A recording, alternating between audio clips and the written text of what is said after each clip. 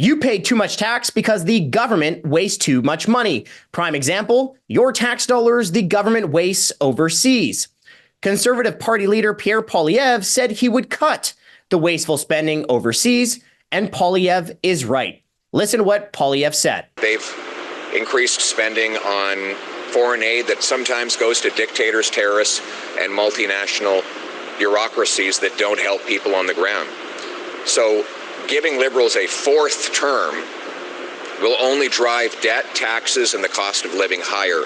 What we need is a new Conservative government that will put Canada first for a change. So I'll tell you what we are going to do. We will be cutting bureaucracy, cutting consultants, cutting back on handouts to insiders, and we will cut back on foreign aid to bring our money home to this country.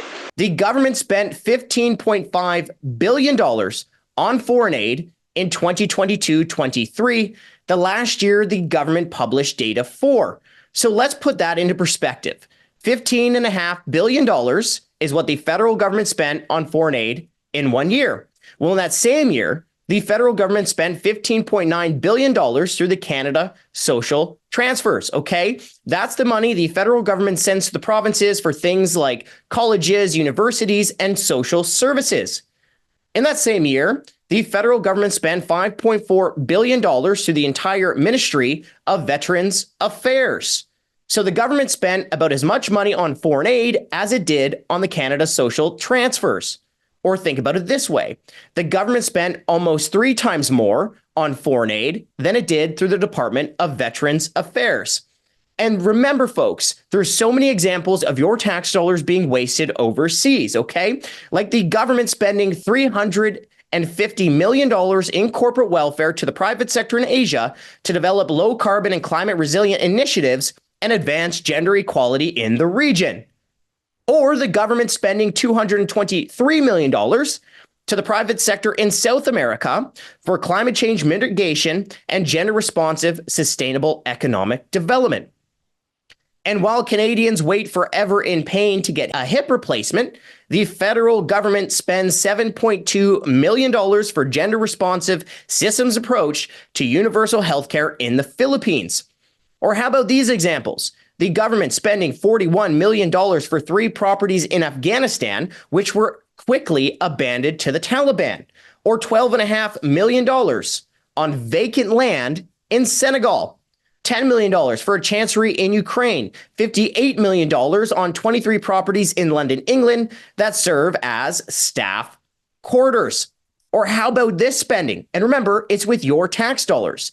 The government spent $8,800 on a sex toy show in Germany titled Whose Jizz Is This?